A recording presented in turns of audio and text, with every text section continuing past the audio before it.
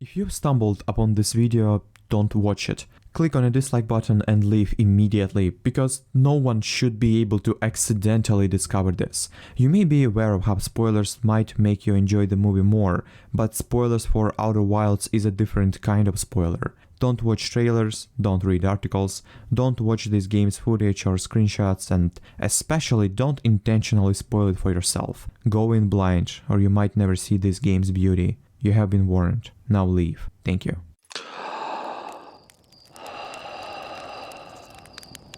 For those who stayed but haven't played the game, let me gift you 2 spoilers in my attempt to convince you to leave. Progression in this game does not come in the form of unlocking new moves by spending skill points on your skill tree. From the moment you start playing till the moment you stop, there is no changes in the world around you or in your character's abilities. Apart from just one thing in the first 10 minutes of the game, and me saying just that is already a bigger spoiler than you might realize. Because of this, any information that you will receive in regards to this game's mechanics, events or story is game ruining. It's akin to cheating at the very start of a playthrough to get all skills and items, except with Outer Wilds you cannot go back. You cannot start a new game and enjoy the progression again. You will permanently make this game boring for yourself. In a fascinating way, Outer Wilds is a game that you can only truly experience once. And with that, my extensive spoiler warning is over. Please leave. Thank you.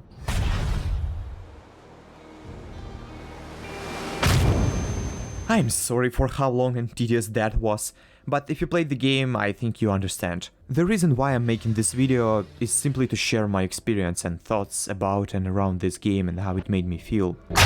Again, progression here is done so unlike any other game that I feel like this is the only game where everyone's playthrough might legitimately drastically differ, despite the game effectively not having any choices or procedural generation in it.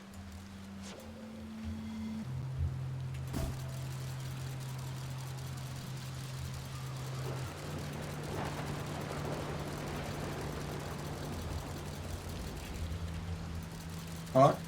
I'm using the word choices in a very video gamey way here. I mean, you never outright presented with option A or B and being forced to choose one. There are of course choices to make here, but all of them originate from you, the player, rather than the developer presenting you with them. Because of that, maybe it's just me, but as soon as I was done with the game, I went to check out how other people experienced it. Planet of Milk and Cookies, Planet of Love and Cuddles, Safe Tutorial Moon, Satan's Hairy Butthole. And after consuming a dozen of videos or so while hunting for secret achievements post-game, I decided to make my own video as well. So if you are like me, you probably got here through search bar, and this video will be a short collection of my experiences and thoughts in Outer Wilds. And you are very much welcomed in the comment section as well. Oh, no, no, no, no, no, no, no, no, no, no, no, what? Oh, what? No, come on. I'm stuck! Door's stuck! I was lucky enough to go in completely blind. I think I heard a warning to not spoil this game for myself once, and then I kept that warning somewhere in the back of my mind, intentionally avoiding all YouTube recommendations with this game, patiently waiting for it to go on sale. So I didn't know this game had time loops. Hell, I didn't even know that you'll travel through space in this game, let alone that you can jump in a black hole, which has to be one of the most "oh holy shit, I cannot believe you can do this game is awesome" moments for me. Some other moments like that is the fact that you can slam your way into Giant's Deep without figuring out how to get in there properly. Yeah, I think 4 kilometers a second should be enough, right? Yeah, should be enough. Yep, there we go. And also... oh, the sun explodes!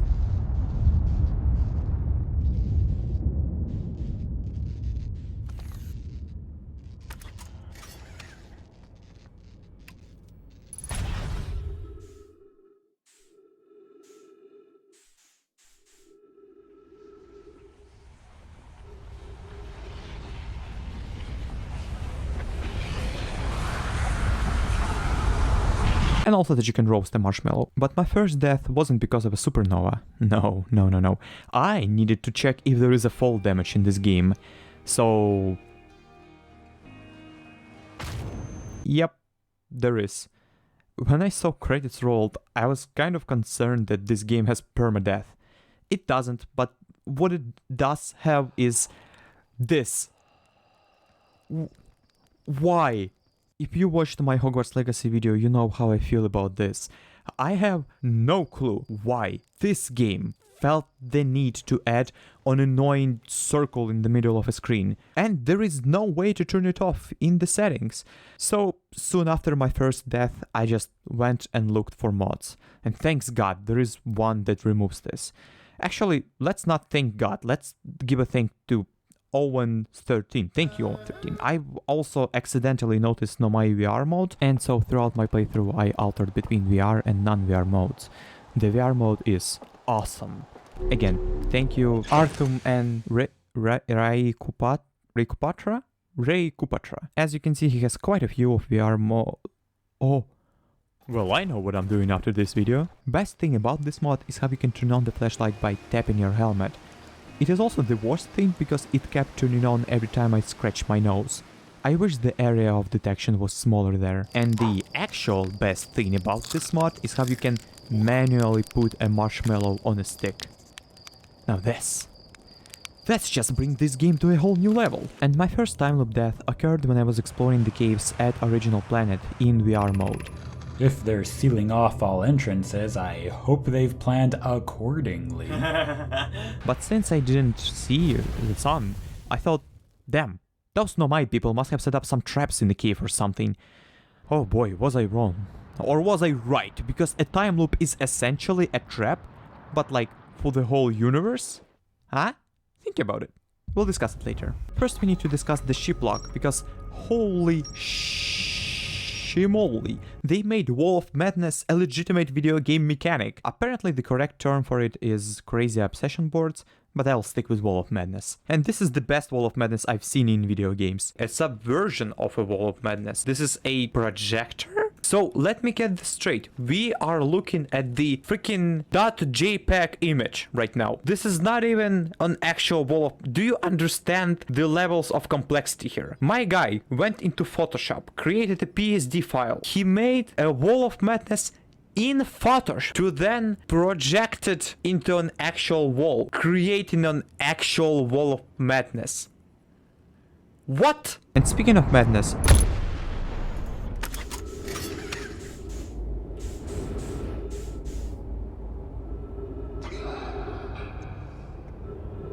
Whoa. That was so lucky. Holy moly. Was I the only one who thought that sticking to the bottom of a dark bramble is a good strategy? Hey, it works! I did figure it out later on. In fact, I pretty much finished the whole game without using Google. I say pretty much because, for the love of God, it seems so obvious in retrospect, but I couldn't for the life of me figure out what is wrong with one of these pictures. So I had to Google how to start Echoes of the Eye DLC, and by doing that I accidentally spoiled for myself that there are multiple endings in this game. But that point it didn't matter to me, because in my head I already knew what I wanted to do when I removed the core, and it might not be what you may think. But first we'll talk about Echoes of the Eye.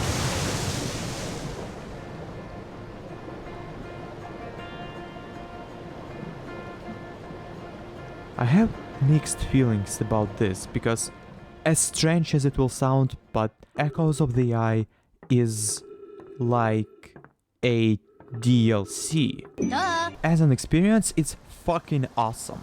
But one of the coolest aspects of the main game is how you can often gain knowledge on one planet and then utilize it on another planet. But Echoes of the Eye is a DLC. It contributes to the main story by explaining why Eye of the Universe stopped giving out signal, but apart from that, it is very self-centered, because it's a DLC.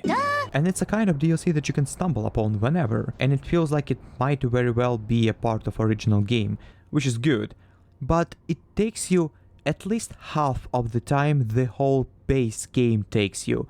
So you spend a lot of time on this one ship, and any knowledge you gain here is not applicable to other planets, because it's a DLC. And in no other game would it make sense to complain about this. So logically it shouldn't make sense to complain about it here as well. But emotionally, I'm left to wonder if it would be better had I discovered the stranger earlier in the game and uncovered its secrets along with the base game secrets. So it's kind of this weird thing where DLC is so good that I cannot not recommend it, but it's so self-centered that I also can easily recommend avoiding it. It's weird. It's like if Half-Life Opposing Force was a part of Half-Life sold as a DLC, except DLC that would be playable in the middle of original Half-Life. Like, it's weird. And if I'll ever gift someone this game, or if I'll ever recommend this game to someone, I probably will not recommend DLC, but with the caveat that the DLC is actually really good. The only thing that sucks about it is that you cannot troll these mother truckers to step on the bridge and then turn off the bridge. I tried. I really tried. Now let's talk about the ending. What have we done? Jumping into that black hole was a terrible idea! Ah! Ah! Ah!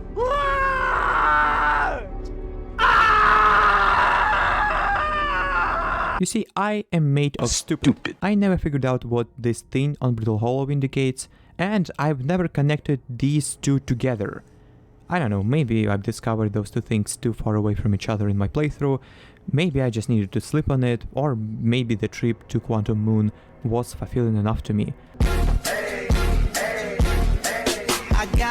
Anyhow, I've set my mind on how I want to spend my last loop, even before going through DLC. Wake up, talk with everyone in the village who I care about, not you, freak the fuck out of this guy on Ember Twin. You... what? I don't... what? Then take out the warp core, then do a little bit of trolling to this guy on Ember Twin, then fly to Giant's Deep to hang out with Gabbro, hoping that we'll have some additional dialogue, given the fact that the protagonist knows he just stopped the loop, because the two of us are the only ones who know about it. And then maybe finish it up with meditation as I watch the sun go supernova.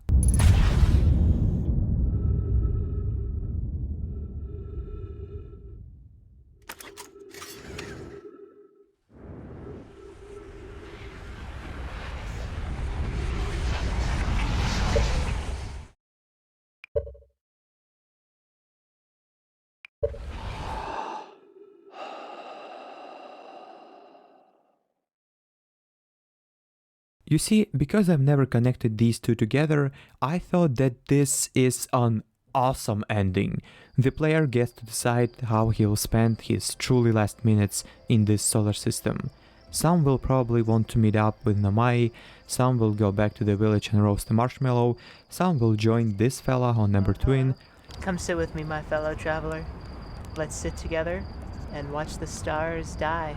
I'm sorry for being so cruel. Some will fly far away, escaping the supernova. There are many options, and I was totally okay with my ending, because I was okay with us not reaching the eye of the universe. The glimpse of it was enough for me, and it doesn't really matter if we'll get to it. I wanted to end the time loop because I believed in something that one of the characters says at the end of the real ending, which is, don't get me wrong, is undoubtedly better than the one that I made for myself with my solar system shenanigans. And that quote is, the past is the past now, but that's, okay. That's okay. It's never really gone completely. The future is always built on the past, even if we don't get to see it. won't get to see it. And it stays true regardless of whether or not you'll get to see the eye of the universe. Time needs to move forward.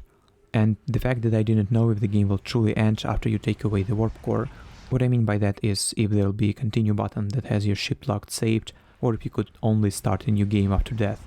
It made my ending as memorable for me as the real ending, even if Gabbro didn't have any additional dialogue, which is a missed opportunity, I think. By the way, there are no timelines in this game, right? Since we don't send objects back in time, only information, and the loop resets not due to your death, because you can escape the supernova and still get a reset. So it's the whole thing that resets.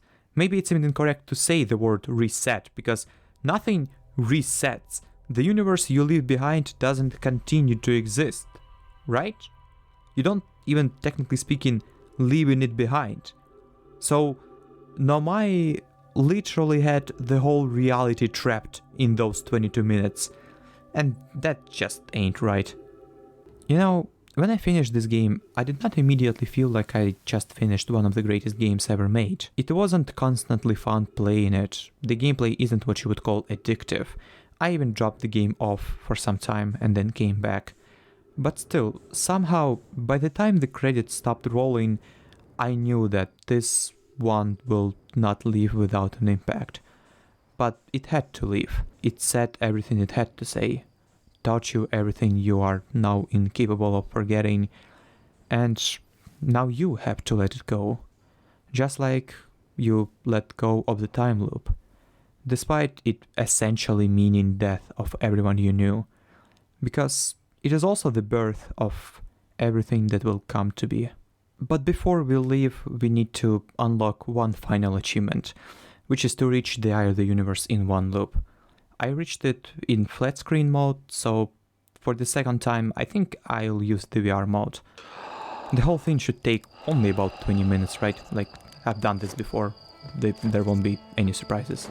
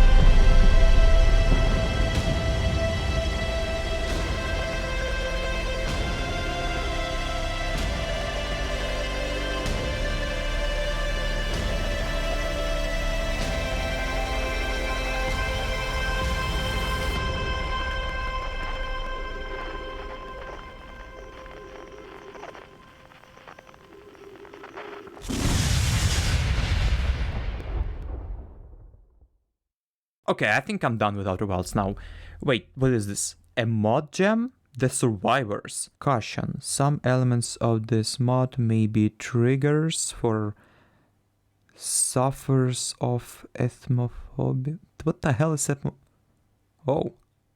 Oh, this looks promising. And if you'll ever get stuck in a time loop, just know. The watch is in the fucking vent!